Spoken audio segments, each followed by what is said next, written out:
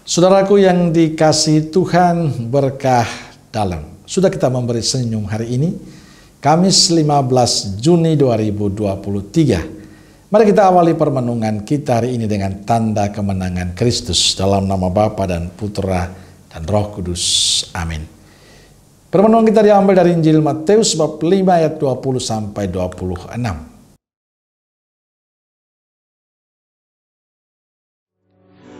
Maka aku berkata kepadamu, jika hidup keagamaanmu tidak lebih benar daripada hidup keagamaan ahli-ahli Taurat dan orang-orang Farisi, sesungguhnya kamu tidak akan masuk ke dalam kerajaan sorga.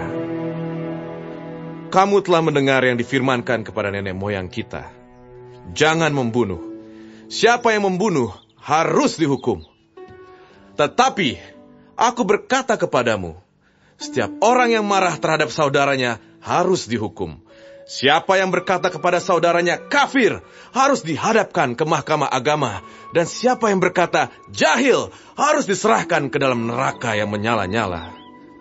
Sebab itu, jika engkau mempersembahkan persembahanmu di atas mezbah dan engkau teringat akan sesuatu yang ada di dalam hati saudaramu terhadap engkau, tinggalkanlah persembahanmu di depan mezbah itu.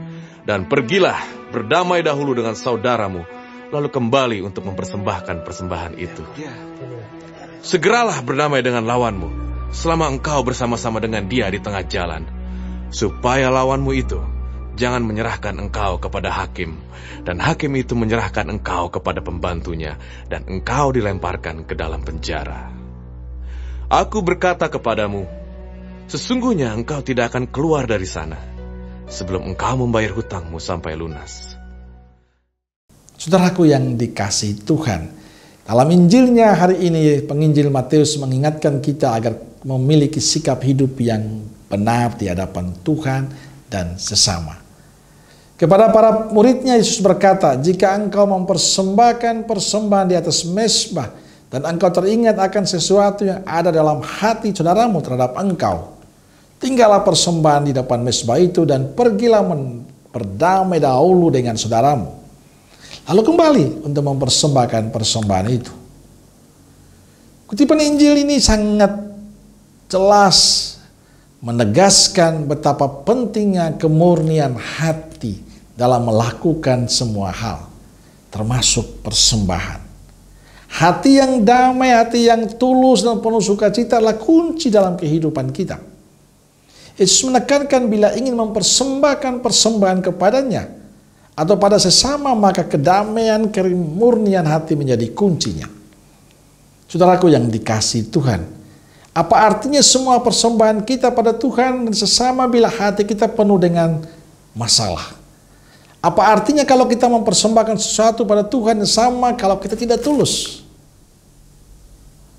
Bagi Yesus bukan berapa banyak, berapa besar kita mempersembahkan sesuatu pada Tuhan dan sesama, tapi berapa tulus kita melakukan semuanya itu. Berapa murni hati kita dalam melakukan semuanya itu. Banyak tapi tidak tulus juga tidak berkenan di hati Tuhan dan sesama.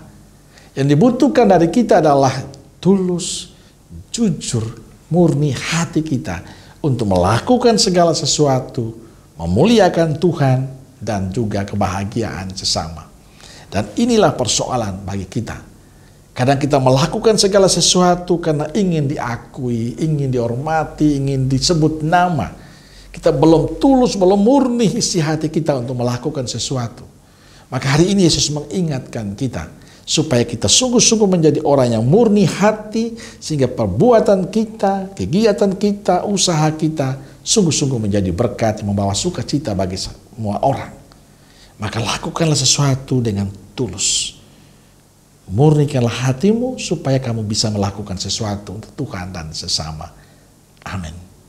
Semoga Allah yang Maha Kasih memberkati saudaraku sekalian, Bapa, Putra, dan Roh Kudus. Amin.